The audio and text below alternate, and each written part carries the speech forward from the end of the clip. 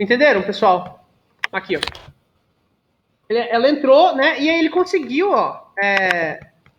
Vocês viram que o construtor é esse, ó. Ele sabe que esse parâmetro foi para getNome, porque o construtor da minha aluna é esse aqui, ó. Olha lá, ó. Construtor, aluno, né? Matrícula, nome é o segundo parâmetro. Tá bom? O que eu pedi para vocês fazerem era o seguinte. Agora, eu vou criar um objeto da aluno controller. Pensem comigo aqui, ó. Vou colocar um AC igual new aluno controller. Ok? Aí eu vou colocar aqui, ó. Ele já vai executar, né? Se der certo, ele vai lá, vai criar o aluno controller. O que ele vai escrever? Vai escrever, ó, objeto aluno controller. Só que tem um bugzinho aí, ó.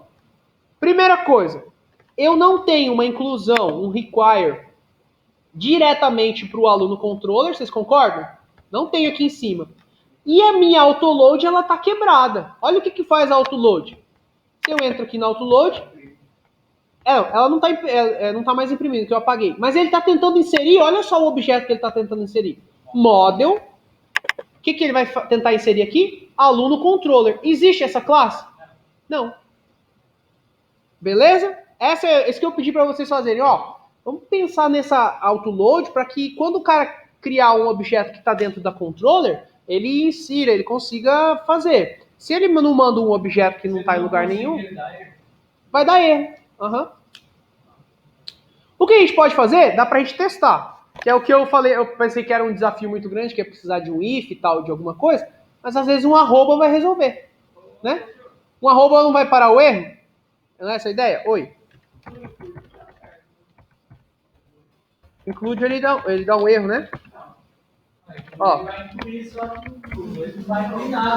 Vamos pôr assim, ó. Aí eu teria que incluir os dois, né? Vamos pensar assim? E aqui eu coloco controllers, concordam? Daí tá, beleza. Quando eu tentar instanciar o objeto aluno, ele vai vir aqui e vai conseguir, né? Mas aqui vai dar erro, teoricamente, porque não existe controller aluno.php, concordam? Mas o contrário vai acontecer o contrário, né? Uau, legal, né? Que óbvio, né? No caso contrário, a gente vai ter a inversão aqui, ó. Se eu tento acessar um aluno controller, eu não vou ter a model aluno controller, mas em compensação eu tenho a controller aluno controller. Tá? Vamos lá. A gente pode pôr, se eu não me engano, um arroba aqui, que vai parar de dar erro, né? Vamos ver se ele vai conseguir instanciar os dois objetos.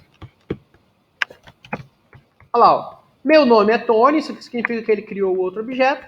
E obj aluno controller. Resolveu o nosso problema. Beleza? Oh, meu Deus.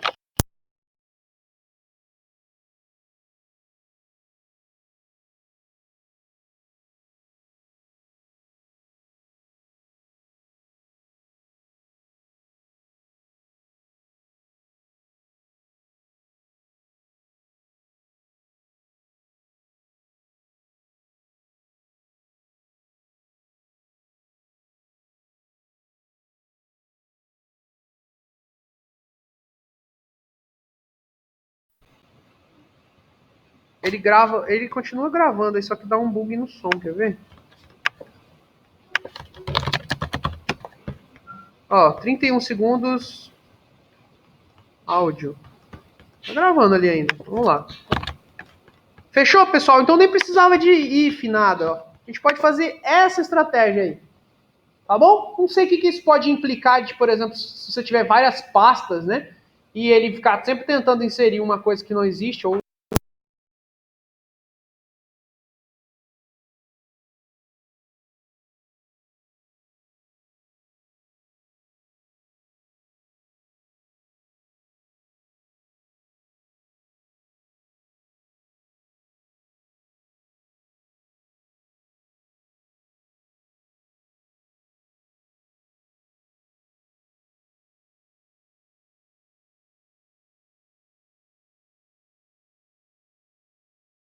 comentei na outra aula a diferença dos dois, né?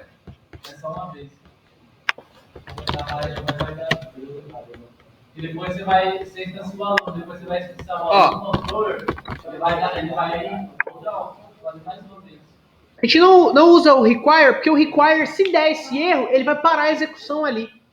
Lembra? É isso que eu tinha dito. A diferença do require do include é essa. Se você põe um include dentro do que tiver aquela página, tiver uma mensagem, alguma coisa, até um exit, alguma coisa, ele vai continuar executando depois o que tiver fora. No require, não. Se você der um exit dentro do require, ele não vai, ele vai parar ali.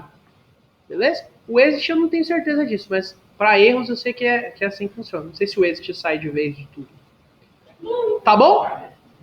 Tudo bem, pessoal? Esse é um ponto que a gente está desgastando aí, mas é uma coisa que vale a pena. Vale a pena a gente criar software desse jeito, tá? Com autoload.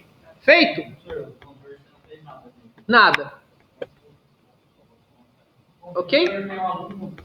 Tem um aluno controller lá. Agora, pessoal, vamos criar.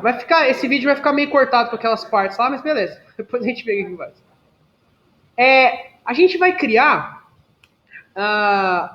nessa aluno controller é como se fosse a camada de integração entre a nossa view, onde eu vou ter, por exemplo, na view eu vou ter os campos de formulário, né? A controller é onde recebe os nossos dados, beleza? Então, tem aqui, em muitos frameworks, a gente utiliza a ideia de main controller, que é uma classe que você instancia o motor mesmo do seu framework. Lembra que a gente fez aquela característica lá do URL amigável? Esse main controller, a gente pode tratar isso. Quando a gente construir uma main controller, a gente pode já ler o que está chegando pela nossa URL. Ler se está vindo uma função, um controller. Um controller e uma função, está vindo um controller, uma função e um ID, tá bom? Esse é um padrão que tem aí nos nossos frameworks, ó. Por exemplo, o jeito de se utilizar um framework é assim, eu tenho aqui CRUD vamos supor que eu vou ter um controller chamado aluno e eu vou ter lá a função inserir. Assim, se eu executar desse jeito, né, aqui está dando erro porque a gente não fez o htaccess, daqui a pouco a gente faz.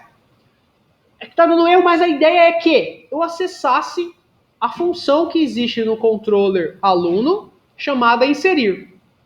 E aí eu vou ter uma view dentro da pastinha aluno, vou ter uma view dentro da pasta view, dentro de uma pasta aluno, chamada inserir.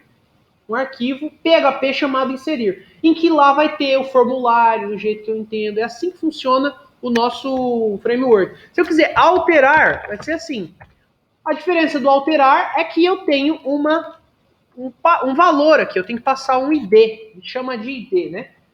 Ok? Que eu tenho que passar. Qual que é o campo que eu vou alterar? Tá? Ou selecionar, né? Ó, aluno, selecionar e o ID dele aqui. Vamos supor que nesse caso a gente vai pegar os dados do aluno com aquele ID. A gente vai executar aquela função no DAO que a gente já fez, né? Que é aquela matrícula aluno by matrícula, get by matrícula. Ok? Assim a gente utiliza um framework. A maioria dos frameworks funcionam desse jeito. Ok? Se a gente, por exemplo, só utilizar assim, ó, aluno, ele vai buscar sempre a função index. Tem uma função index dentro do controller, tá bom? Então a gente vai fazer a camada de baixo ainda, a main controller, que vai fazer todo esse controller todo esse tratamento da URL que chega, tá bom? A gente já fez, né? A gente fez um pouquinho ali para demonstrar no htaccess, e aqui a gente vai fazer um pouco mais detalhado, já falando assim, ó, o primeiro item vai ser o controller, a gente salva em algum lugar. O primeiro item vai ser o controller, o segundo vai ser a ação, né, que a gente chama de ação, e o terceiro item, se existir, porque às vezes ele não existe, vai ser o ID, tá bom? Vamos lá então. Ó, vai ser bem legal. Vamos lá. Vamos criar aqui, ó, aluno, na verdade em controller, vamos chamar de main controller. Beleza? Uma classe mesmo. Classe PHP.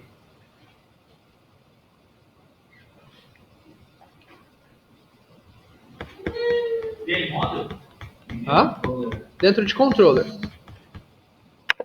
Pô, esse vídeo aqui não deu pra nada, hein?